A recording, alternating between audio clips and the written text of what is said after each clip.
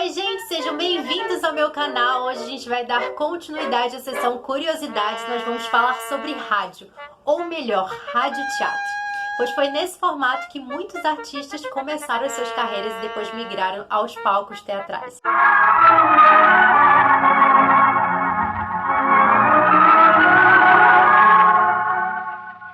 Esta história de amor e sofrimento. Fora que a rádio teve um papel importantíssimo do Brasil inteiro, mas principalmente em Manaus. Então, vamos lá! A rádio ela surge no Brasil em meados da década de 20 e aqui em Manaus nós vamos ter 3 rádios importantes. Hoje nós vamos falar sobre 2 delas. A Rádio Baré, que já foi extinta, a Rádio Difusora, que ainda está em funcionamento, e a gente também pode citar a Rádio Rio Mar. A Rádio Baré, fundada em 1939, representou uma grande inovação, porque na sua veiculação ela tinha um programa chamado Avisos para o Interior, que era o único elo que existia entre a população citadina e os lugares mais remotos que vocês podem imaginar. Os diversos tipos de recados, desde recomendações, avisos, cobranças, avisos de luto, pedidos, inclusive oferecimentos musicais, tudo isso era feito pela rádio, gente, devia ser muito curioso. Tem um filme do Boldanski, Iracema, uma transamazônica, que logo no início tem uma cena, eu acho que, se eu não me engano, a Iracema tá saindo do barco, e aí dá pra ouvir o programa falando desses avisos e tudo mais, é bem interessante. Se não me falha a memória, a cena é mais ou menos assim, mas fica aí a dica pra vocês. E também depois, em 1948, surge a radiodifusora, que também vai representar um grande papel diversificado, vai trazer novelas, sequências humorísticas, uma diversidade a mais também, e vai passar a disputar também com a Rádio Baré, né, a preferência desse público. E no primeiro ano de aniversário, a Rádio Difusora fez uma extensa programação com essa sequência humorística, né, com números bem variados de coisas, teatro de variedades, e tem uma peça radiofônica chamada Deus é a Força, de Sarita Campos. E só pra gente ter uma ideia, né, também do nível de conteúdo, a gente está falando de uma sociedade super conservadora, ainda na década de 40, então isso de certa forma dá pra gente medir os valores cívicos, né, dessa geração. E depois, uma coisa muito legal e uma coisa que vale destacar também da programação da Rádio Difusora, né, tinha Tem Gato na Tumba, Rádio para Mulher, Bonde da Alegria, Conheça Manaus. Esses eram alguns títulos de programas que eram veiculados pela Rádio Difusora. E uma coisa muito legal também é que essas 2 rádios, esses espaços radiofônicos não eram só espaços transmitidos por linhas, esqueci o nome agora, por frequências. Não, existia também os espaços físicos, que eram anfiteatros ao ar livre. Tanto a Rádio Baré tinha a sua Maloca dos Barés, que ficava ali no centro histórico, perto do Ródão, e a Rádio Difusora promovia a Festa da Mocidade, que ficava ali na Silva Ramos, no centro de Manaus.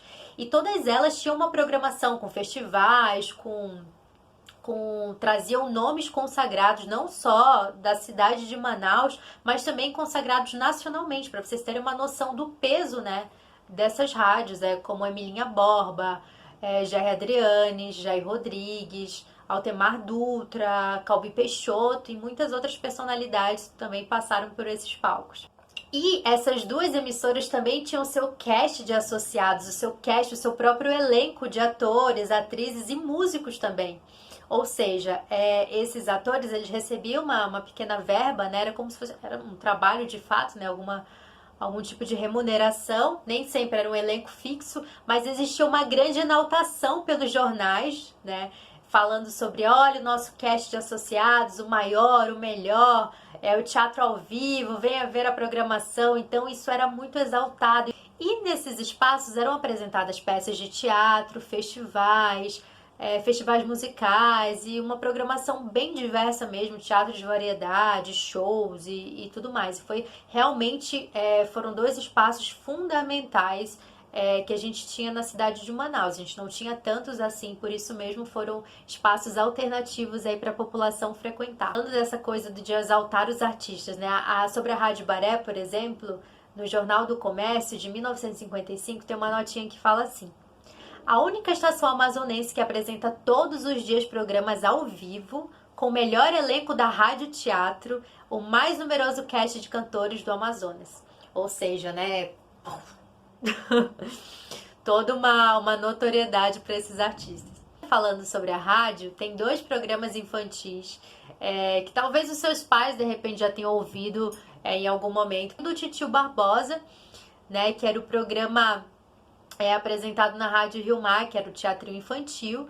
E esse programa, e tanto do Vovô Branco, né, como do Titio Barbosa, eles migraram para os palcos, né, para o teatro, muitas vezes levando essas mesmas peças, Branca de Neve, a Dona Baratinha, enfim. E o Titio Barbosa, por exemplo, foi até meados dos anos 2000 em atividade com seu teatro infantil, que ainda usava a dublagem, que era feito realmente por atores mirins, e que usava discos de vinil ali para as crianças dublarem as peças. E nessas rádios também existiam programas que foram inovados. O Clube da Madrugada, por exemplo, né, um movimento super importante, um movimento artístico e cultural da cidade, ele tinha uma programação cultural toda semana na Rádio Rio Mar, onde veiculava peças populares, músicas eruditas e poemas de modernistas como João Cabral, Cecília Meirelles, Bandeira, Drummond, Oswald de Andrade e muitos outros. Esse programa ele foi super inovador por isso. Claro que esse programa do Clube da Madrugada ele atingia só uma parcela da sociedade, né?